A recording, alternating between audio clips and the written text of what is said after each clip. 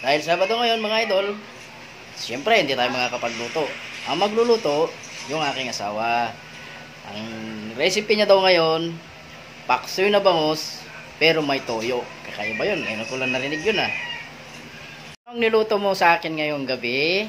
Paksiw na bangus. Tikman nga natin, tingnan nga natin. Ang bangus. Paksiw na bangus, bakit may toyo? Paksiw na bangus yan, kahit may toyo. Bagong recipe yan, paksiw na bangus na may toyo. Yes, para siyang adobo. Parang adobo. Pero mas maraming suka. Wow, matikman niya. Bago yan ngayon ah. Ang kanyang ricado ay okra, siling pansigang, luya, sibuyas, at syempre yung bangus. Tapos nilagyan mo ng kunting toyo. Yes. Toyo, suka, at saka tubig. Syempre meron na rin niyang pampalasa. At saka, Yung aking cooker, nanonood pa ng TV oh. Say hi to the camera. Hi. Ay, sus.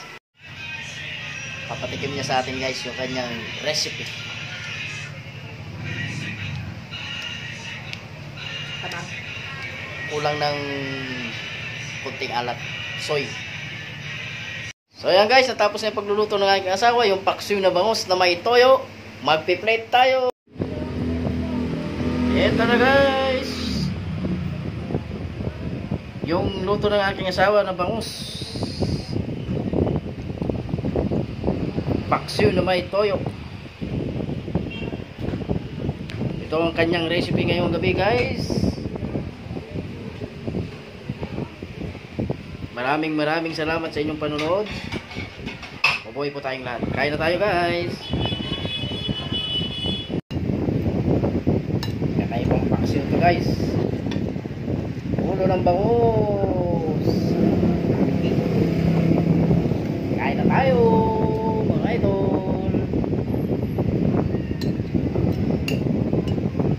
Marami na naman kain ito. Kumain ko yun sa may bandang tiyan, yung may taba-taba.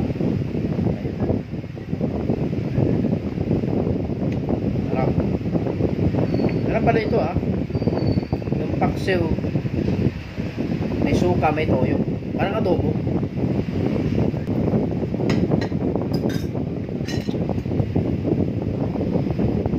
Sarap ah.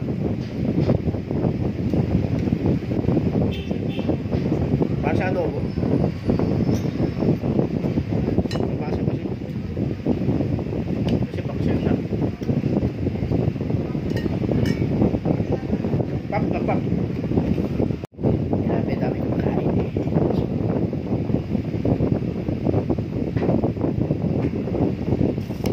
Ayan guys, nagtataka kayo bakit po pagkain, luto. Kasi ito na yung ating miss. Ito na yung motivation natin. Kain, luto. Ito yung ating vlog. Vlog nila kay vlog. Ayun. Kailangan ko lang ang inyong suporta. Kasi vice versa ang mangyayari. Suportahan nyo, masusuportahan.